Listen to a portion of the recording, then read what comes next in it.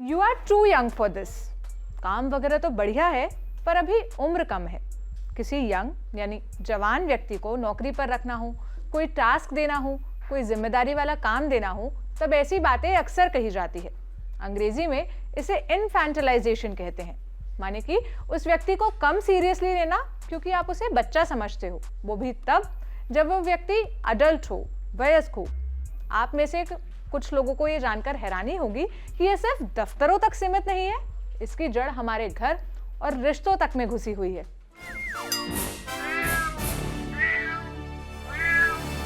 हाय, मेरा नाम है सोनल और आप देख रहे हैं ऑर्डिनरी की स्पेशल सीरीज म्याऊं।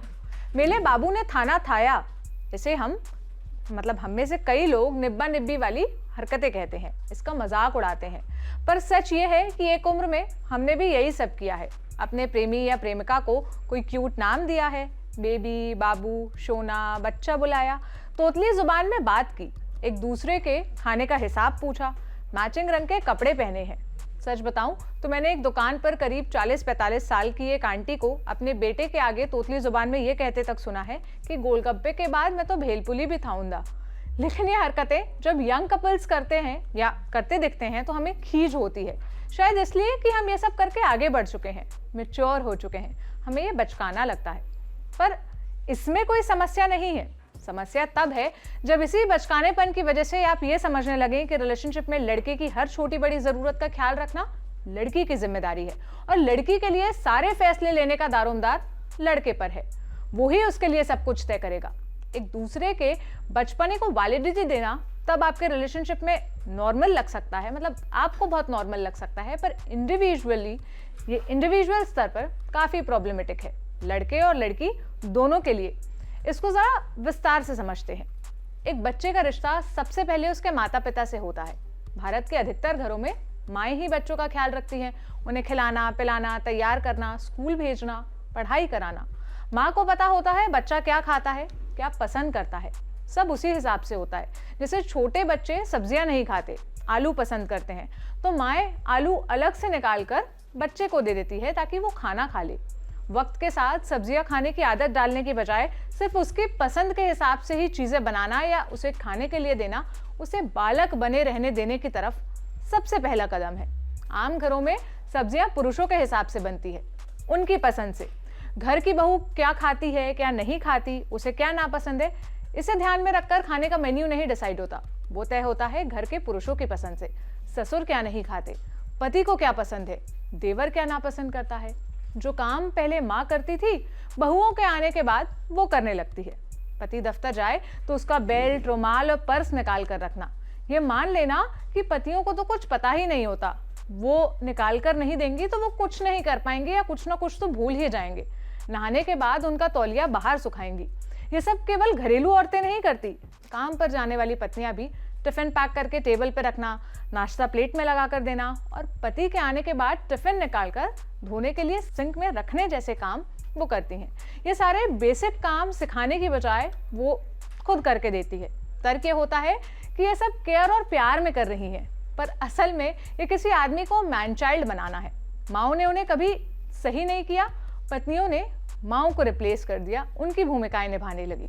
वहीं से लड़के प्रेमिकाओं में अपनी पत्नियों में माएँ ढूंढने लगते हैं। वे मानने लगते हैं कि जैसे उनकी माँ उनकी हर जरूरत और पसंद का ख्याल रखती थी, वैसे ही पत्नियां भी रखेंगी। और ऐसा ही लड़कियों के केस में है।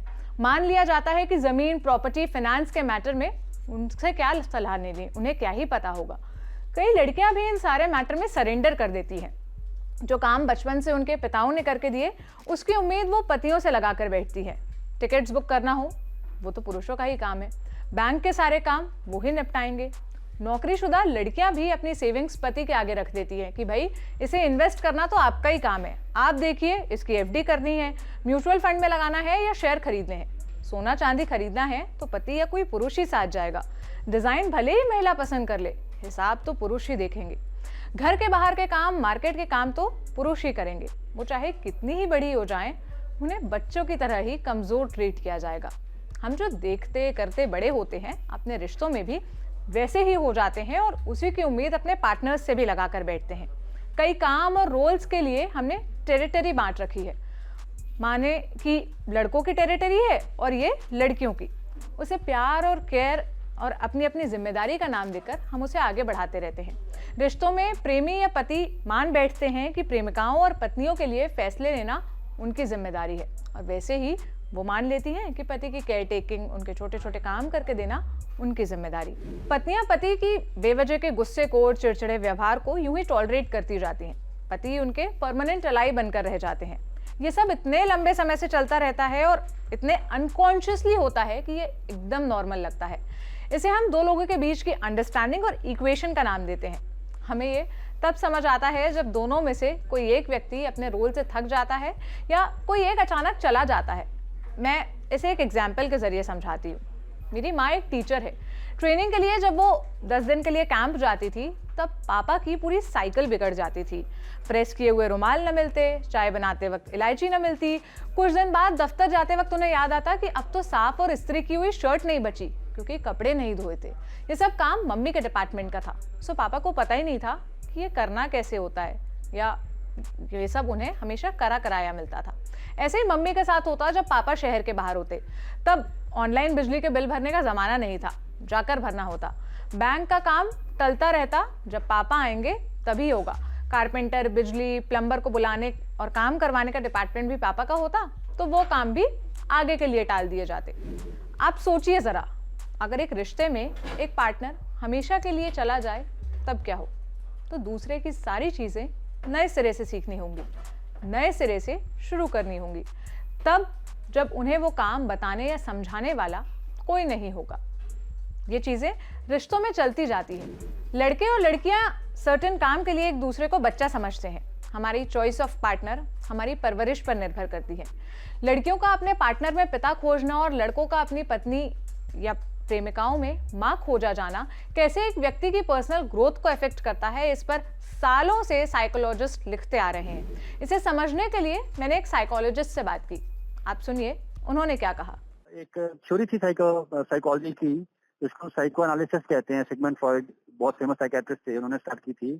तो वहां पे उन्होंने एक बार ये डिस्कस किया था कि जैसे बच्चा बड़ा होता है तो कैसे वो मदर को, जैसे लड़की जो है वो कैसे मदर को रोल मॉडल बना लेती है, लड़का कैसे फादर को रोल मॉडल बना लेता है, कैसे अपोजिट सेक्स के पेरेंट की तरफ अट्रैक्शन होता है। तो ये काफी इलैबोरेट थ्योरी है, बट वो थ्योरी प्रूवन नहीं है और उसको प्रूव करने का कोई तरीका भी नहीं है। बट वहां से सारे कॉन्सेप्ट्स आते हैं। बट हाँ, एक बात डेफिनेटली है कि एक लड़का जब बड़ा हो रहा होता है तो उसके लाइफ में जो सबसे स्ट्रॉन्ग मॉडल है फीमेल्स का, वो उसकी मदर ही होती है। तो काफी हद तक की फीमेल्स का रोल क्या होता है, फीमेल्स की क्वालिटीज क्या होती हैं, फीमेल्स इस टाइप की होती हैं, काफी हद तक वो अपनी मदर को ही देख के सीखता है, या फिर बाकी जो इम्पोर्टेंट फीमेल्स हैं फैमिली में या आसपास, उनको देख के सीखता है। तो डेफिनेटली एक इम्पैक्ट तो पड़ता ही है इस चीज का। और इसीलिए कुछ हद तक जैसे कि आप बोल सकते हैं कि उनके मन में जो एक आइडियल पर्सन की इमेज बनती है वो काफी हद तक फीमेल के केस में फादर को देख के बनती है और मेल के केस में मदर को देख के बनती है। उसके बाद सेकंड पार्ट आप जो बोल रहे हैं कि पर्सनैलिटी पे क्या इम्पैक्ट पड़ता है। देखिए, पर्सनैलिटी भी अगर हम साइंटिफिकली बात करें तो पर्सनैलिटी भी दो चीजों से मिलके बनती है। उसमें एक होता है टेम्परामेंट, कि आपके जीन्स क्या हैं, आप किस जीन्स को लेकर पैदा हुए हैं, वो काफी हद तक डिटरमाइन करते हैं। और उसके ऊपर फिर आते हैं एक्सपीरियंसेस, जो लाइफ में आपने देखा बड़े होते हुए, वो दोनों चीजें मिलके आपका पर्सनैलिटी बनाती हैं। तो अगेन, क्योंकि बड़े होते टाइम आप अपने पेरेंट्स को सबसे ज्यादा देखते हैं, पेरेंट्स का बहुत सिग्निफिकेंट रोल होता है, तो आपने जो ऑब्जर्व किया वो आपकी पर्सनैलिटी को डेफिनेटली बनाने में एक रोल प्ले करता है। रिश्ता दो लोगों से मिलकर बनता है, लेकिन हमें ये नहीं भूलना चाहिए कि वो दोनों इंडिविजुअल व्यक्ति भी हैं। इस बात का भी ख्याल रखा जाना चाहिए कि हमारे रिश्ते की इक्वेशन या उसकी कोई चीज किसी की पर्सनल ग्रोथ में बाधा तो नहीं बन रही। किसी को भी उसके जेंडर की वजह से किसी काम के लिए बचकाना समझना या कम वैल्यू देना उस व्यक्ति के कॉन्फिडेंस और फैसला लेने की क्षमता को इफेक्ट कर सकता है। आप अपने पार्टनर की तरक्की की वजह बने, एक दूसरे को सिखाएं, सीखें, न कि उन्हें पीछे खींचने की या आगे न बढ़ने की। इस मसले पर आपकी क्या राय है, मुझे कमेंट सेक्शन में बताइएगा। कैसा लगा ये एपिसोड, ये भी बताइएगा। कल फिर मुलाकात होगी एक नए एपिसोड के साथ। तब तक अपना ख्याल रखिए। शुक्रिया।